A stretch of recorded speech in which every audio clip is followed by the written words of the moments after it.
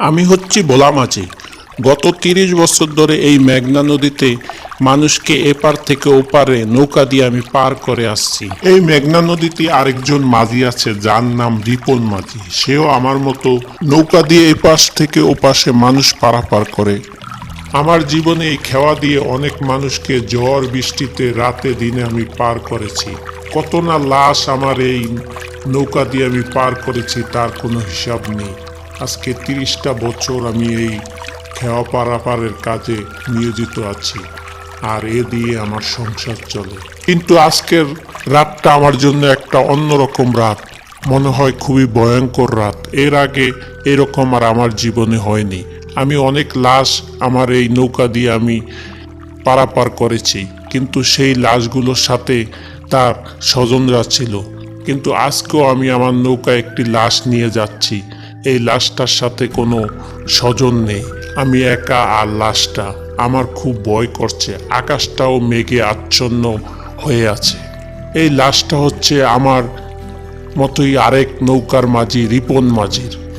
রিপন মাঝি পানিতে ডুবে মারা গেছে। আমার বিশ্বাসই হচ্ছে না একজন মাঝি কিভাবে পানিতে ডুবে মারা যায়।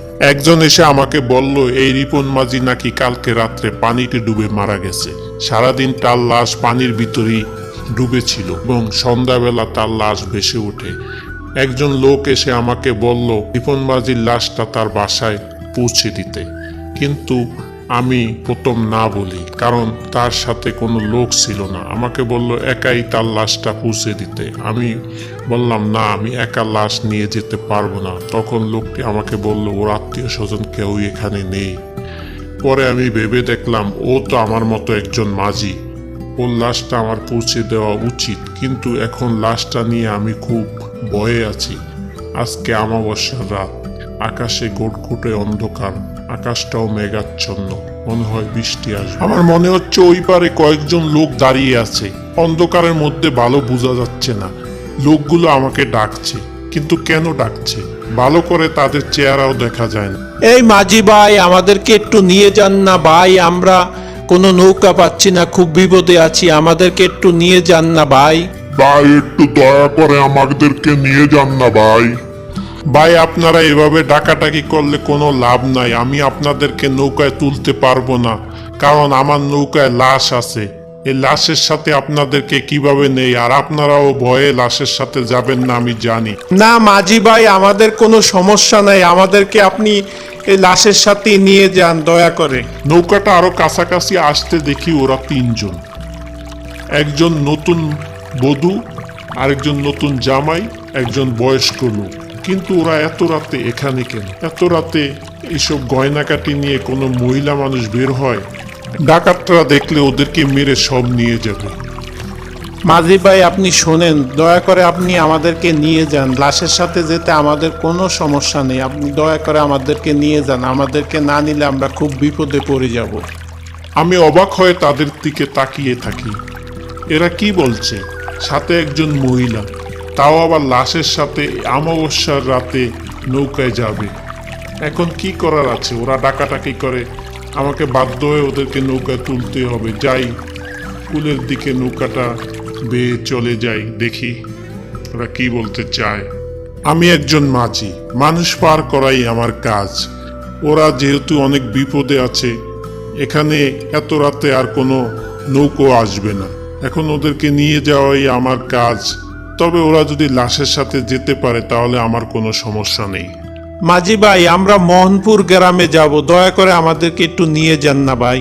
আপনারা মোহনপুর গ্রামে যাবেন? মোহনপুর গ্রামের পরে রসুলপুর গ্রামে আমি এই লাশ নিয়ে যাব। তাহলে চলেন, আপনারা যদি লাশের সাথে যেতে পারেন তাহলে নৌকায় উঠে বসেন। নতুন বউ নিয়ে ওই দুজন লোক নৌকায় উঠে বসলো। তারা লাশের পাশেই বসলো। তাদের মনে হচ্ছে কোনো ভয় নেই, কিন্তু আমি তাদেরকে নৌকায় উঠে অনেক ভয়ে আছি। আমি আমার আপন মনে আবার নৌকা বাইতে শুরু করলাম।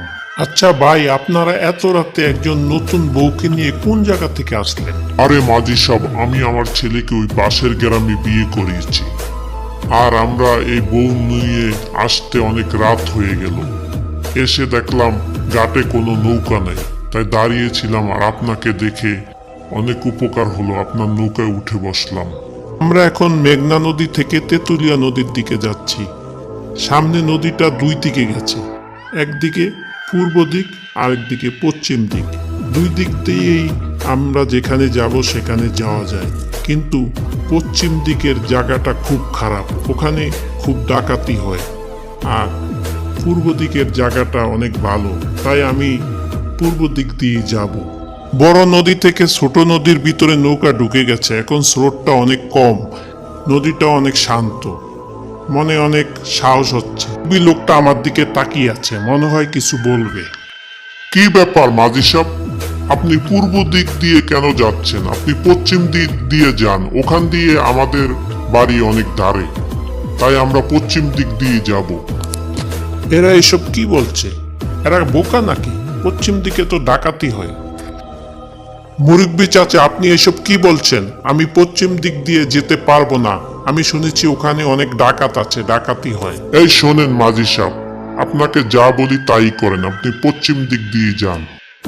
দেখুন আপনারা এসব কি বলছেন, আমার ভয় করে। আপনাদের সাথে নতুন বউ আছে, গয়নাগাটি আছে। হ্যাঁ শোনেন মাঝি সাহেব, আমার কোনো সমস্যা নাই, আপনি পশ্চিম দিক দিয়ে যান। এরা যখন আমার সাথে জোরাজুরি করছে তখন আমি বাধ্য হয়ে পশ্চিম দিকে নৌকা ঘুরালাম আর পশ্চিম দিকে নৌকা বাইতে শুরু করলাম। কিন্তু পশ্চিম দিকে যখনই নৌকা বাইতে শুরু করলাম তখনই মনে হচ্ছে আকাশটা কেমন ফর্সা হয়ে গেছে। এখন আর অমাবস্যা রাত মনে হচ্ছে না, মনে হয় কেমন জানি আকাশটা একেবারে ফর্সা এবং গার ভিতর কেমন ভয়ঙ্কর ভাব ঢুকে গেছে। এখন আমার আরো অনেক ভয় লাগতেছে, কি জানি কি হয়। আমি পশ্চিম দিকে নৌকা ঘুরিয়ে নৌকা বাইতে শুরু করলাম আর মনে মনে ভাবতে লাগলাম, এরা কেমন লোক, ডাকাতকে ভয় পায় না, ডাকাতকে ডাকাতি করার সুযোগ করে দেয়। নতুন বউ নিয়ে এসেছে, গয়নাগাটি, এরা পূর্ব দিক দিয়ে যাবে না, এরা যায় পশ্চিম দিক দিয়ে। কিন্তু হঠাৎ তাদের দিকে চোখ পড়তে আমি দাঁড়িয়ে গেলাম, মনে হয় আমার মাথায় আকাশ ভেঙে পড়েছে, আমি ভয়ে থরথরে কাঁপছি। দেখতে পাচ্ছি ওরা কি করছে, ওরা তো ভয়ঙ্কর কাজ করছে। ওরা মানুষ না অন্য কিছু, ওরা দেখছি লাশটাকে ছিঁড়ে বিড়ে খাচ্ছে।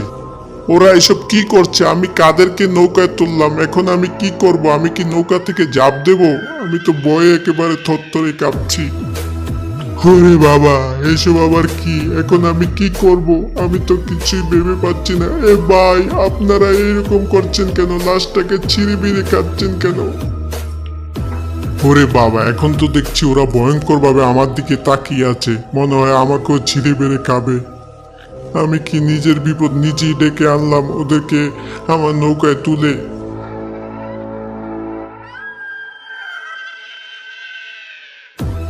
হ্যাঁ মাঝি, তুমি ভয় পাচ্ছ কেন? তুমি জানো ও আমাদের সাথে কি করেছে? ও আমার সাথে যে কাজ করেছে, ওকে তো ছিঁড়ে বিড়ে খাওয়া উচিত। ও আমার সাথে অনেক জঘন্য কাজ করেছে, তাই আমরা ওকে পানিতে চুবিয়ে মেরেছি। এখন ও লাশটাকে আমরা ছিন্ন বিচ্ছিন্ন করে খেয়ে ফেলবো। কালকে আমার বিয়ে হয়েছে, আমি আমার স্বামী ও শ্বশুরের সাথে এই রিপন মাঝির নৌকায় করে আমার শ্বশুর বাড়িতে যাচ্ছিলাম। ও ভালোভাবেই আমাদেরকে নৌকায় করে নিয়ে যাচ্ছিল, কিন্তু ওর মনে যে এত খারাপ চিন্তা ছিল তা আমাদের জানা ছিল না। ও আমাদের সাথে এরকম করবে এটা আমরা কখনো ভাবতে পারিনি। ও আমাদেরকে ডাকাত দলের হাতে তুলে দেয়, আর ও ছিল সেই ডাকাত দলের সাথে।